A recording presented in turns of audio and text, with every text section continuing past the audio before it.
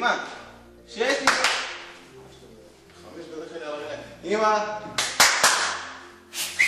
אמא.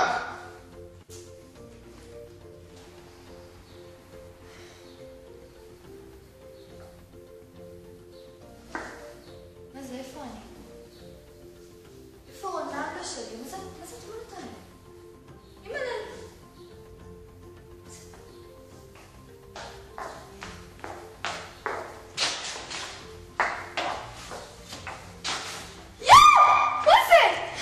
אני סיגלית? מה זה שטות האלה?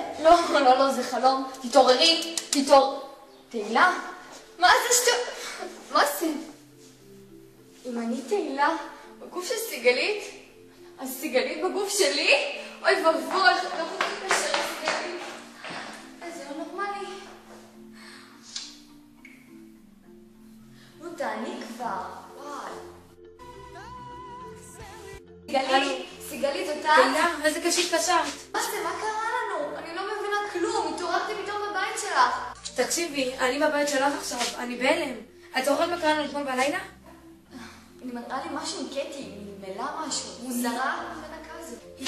יואו, קטי. אני זוכרת שהגיעה אתמול. אבל רגע, איך נתנו לזה לקרות? נכון, מה נעשה, סיגלית? תקשיבי, פשוט נלך לבית הספר, נגיע לפני כולם, נתפוס את קטי, והיא תחזיר אותנו, זה לא כזה סיפור. טוב, יאללה, חייב לזרז את העניינים, בואי כבר. טוב, יאללה, מהר, ביי.